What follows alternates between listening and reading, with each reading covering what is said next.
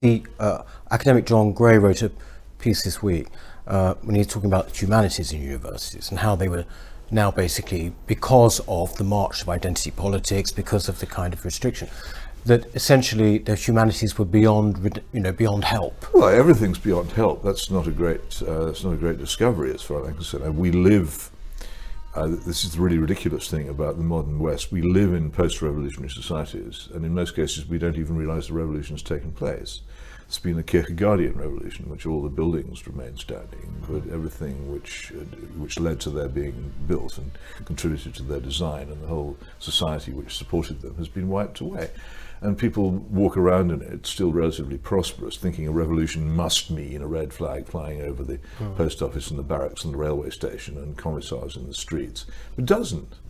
Modern left-wing revolution means this. It means the policing of thought, the deadening of the academy, the lack of serious debate or understanding, the suppression of disagreement, and everybody accepts it, and you're surrounded by it, and there is no cure for it. It's all gone. Education's dead.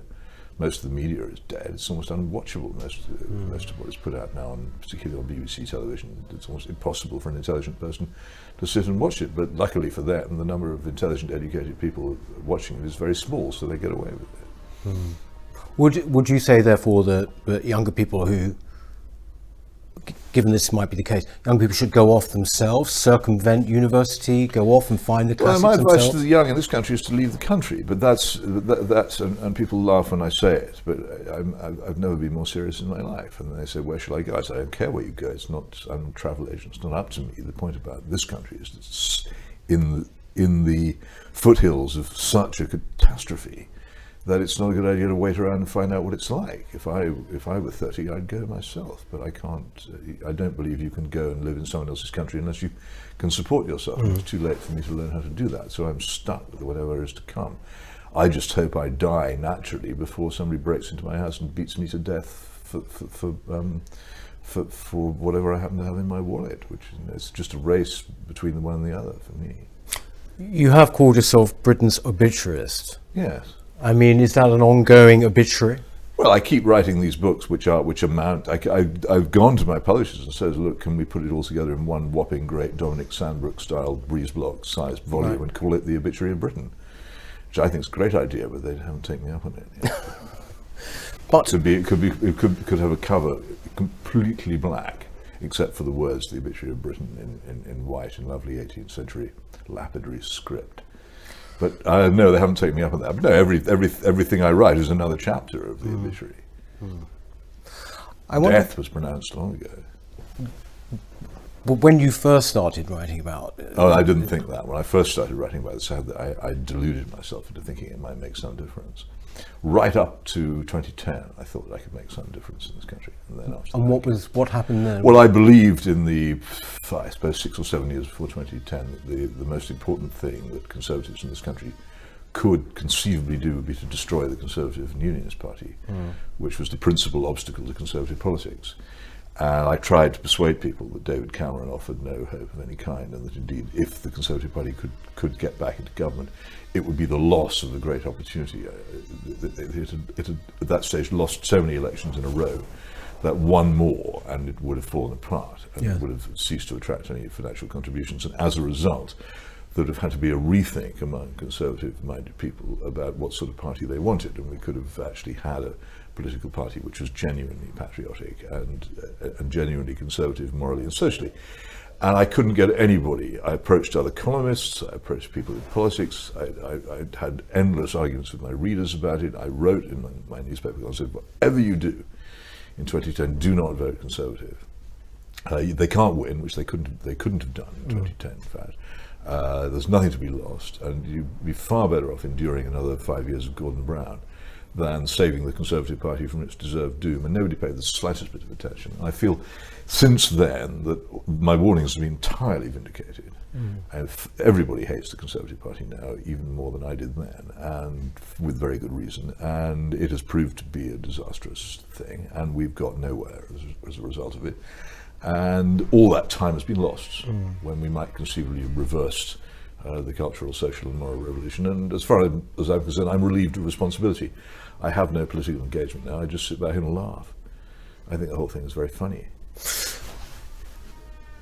When, though, you look at the picture, whether it's Britain's long death or the Conservative Party, I just wonder on a personal level, can you still separate it from yourself, or does it actually make you sad? Does it make you... Well, it used to make me terribly sad because I used to think I could do something about it. Once you recognise that it's just a comedy of morons hurling themselves off high buildings and diving under buses and things like that, then you just watch and you laugh. It is actually quite funny. And it's easier to understand once you realise that none of the people involved understand what they're doing or have any clue as to what the long-term results of what they're up to. The European Union, for instance, let's not get into that, but my friend Christopher Booker, who very sadly died recently, was at the end of his life in something near to despair about the inability of people on the supposed political right to understand the issues in which they were embroiled. I feel much the same way. It is, as I say, it is comical. And there was, I don't know whether you've ever read Claude Coburn's masterwork of autobiography, I, Claude. There's a wonderful moment during some catastrophic international conference in the 1930s when it's clear that everything is finished and that nothing lies ahead but doom. One of the journalists turns to another and says, well, in between the crisis and the catastrophe, we may as well have a glass of champagne. That is my motto. You say that, actually you talk about the Bloomsbury Group, interestingly, you know, if you go back that far, you had Gramsci or whatever in the 1920s, but by the 1960s this had become this slogan of the long march through the institutions, hadn't it? Well, Gramsci is an interesting thing because he was one of the very earliest people on the revolutionary left to understand that the Soviet experiment had been a disaster. He went there, he saw it was a catastrophe, he came back, he told his comrades in the Italian Communist Party, we can't get anywhere like this. If it's doomed to fail, it's a millstone around our necks. If we're to make any real progress, what isn't necessary is, he didn't use this term, but is a cultural and moral revolution, so that the people who we're trying to preach to will be more receptive to our ideas. But as things happen, the conservative, prosperous Christian working classes of Europe will not ever buy Bolshevism as an idea, in which he was absolutely right. And that's why he became so important, because his idea of hegemony and his idea of taking over the ideas of society was one which became very appealing to the new left in the universities in the 1960s. And they had the ideas, and then they met Gramsci, I think, rather than the other way around. Right. It became a sort of flagship. But this is coincidental, really, that the Bloomsburys and the Fabians, who had their own ideas about overthrowing the mores and system of society, working in a sort of almost blind way towards a similar destination. They all come together in the 1960s as a series of forces. I think it was one of the German revolutionaries who actually came up. Yes, it was indeed, yes. It was Duchka on the term of the Long March. It wasn't Gramsci, but it's associated with him. But there has undoubtedly been a long march. Well, yes, but this is the interesting point. You know, I was on it. Right. And when I set out, when I first went into journalism, I was fully intending to gain the necessary skills to spread the revolutionary message through newspapers and the media. That was what I was intending to do. Quite a lot of your friends. That was my intention. I think I was more focused than most people. It's extraordinary how many members of Blair's cabinet were actually members of Trotskyist or communist organizations that we know about, and I suspect there were probably more who we don't know about. But because I was a member of a revolutionary organization, I was more focused, more conscious of what I was doing. But our ideas spread very, very widely. When I was at the University of York in the 1970s, we became, in the period when I was there, we became the dominant political organization on campus. If people wanted to talk about left-wing politics, it was to the International Socialists they turned. They came to our meetings, they read our publications, they listened to what they might have joined. And I don't believe that they ceased to be in favor of some sort of revolution when they went off into the world. I think they continued to be, but they'd learnt through the processes that we all learn about life, that you don't do this by selling the socialist worker on the street or going on marches or picket lines. You do it by the slow, gradual process of inserting yourself into society and making yourself influential. And about 25, 30 years after we all left university, there we were, all in position. And in many cases livid that the political government of the country was in the hands of what was formerly a Conservative party, which is one of the reasons for the sort of red glow revolutionary sensation when the Blair government was elected.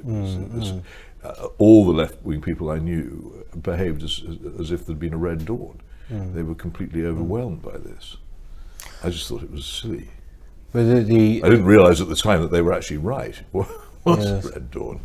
There was a very, I remember Matthew Paris, of all people, saying, this was in one of his columns around the time during the Blair thing, that there was something sort of slightly, he put it, alien about them. I think meaning there was something that just did not feel like before. Well, it wasn't like before. Matthew was often very perceptive because he does allow himself to think. But what I had been told by, I say who it is now because he subsequently died. It's called Philip Bassett. He'd been an industrial correspondent as I had been, and we'd been good friends. But he suddenly announced a few months before the 1997 election he was going off to work for Blair. And we realised after this we were not going to be able to have much to do with each other because it was going to be, if not an actual friendship buster, it was going to cool things. So we went for a drink together. And as it were, part on good terms. At the end of it he said, "You have no idea how extensive the Blair project is and how deep it is." And then a few years later, a character called Peter Hyman, who was very close to Blair, wrote an article in the Observer, quite recently actually, which I often quote, saying that Blairism was far more revolutionary and radical than Jeremy Corbyn. That again, it was an enormous project to change the country, and I think it was. And nobody really understood at the time just how extensive it was, including probably Blair himself, who, although it emerged a few years ago, had actually been a Trotskyist at university, which, if that had come out at the time, would have destroyed him, but now nobody cares.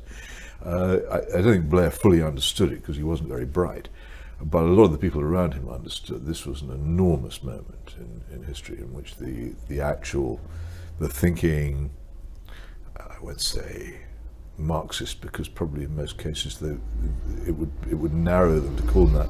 The thinking radical left finally got their hands on the levers of power, of political power as well as cultural power, and as well as broadcasting power, and as well as educational power, and they were in a position to change the country, and they did, and they changed it. They changed it economically as well as culturally. Huge amounts of money was shifted from one place to another by Gordon Brown in ways which did transform society, which people underestimate, as well as all the cultural and moral stuff. I think as well that it was a revolution. Yes, it's interesting as well that there was this moment, wasn't there, which was, I think it was not intentional, but one of Blair's speechwriters, Andrew Neither, right, pointed out there had been this real attempt to have social consequences from mass migration. He said that there had been this discussion. He just outed it in an article in the Evening Standard, and which has ever afterwards been a terrible embarrassment. It was one of those moments, a bit like the Peter Hyman article in the Observer, where for once people spoke directly of what it was that had been going on, rather than leaving us to work it out. And I think it's an interesting revelation because just how explicit it was. But who can doubt it? I mean, when I was a revolutionary socialist, for instance, we were very much in favour of large-scale immigration, not because we particularly liked immigrants, but because we thought we didn't like Britain. Yes, exactly. And we thought that if we had large numbers of people in Britain who from outside, it would make it our task of changing the country easier. It's rational. It makes perfect sense.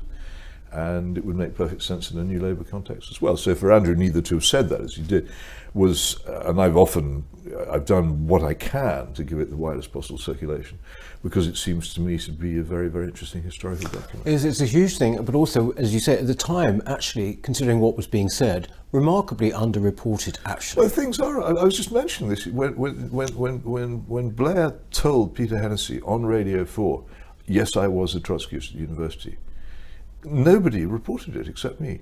Nobody. I mean, by any standards, it's an interesting thing, isn't it?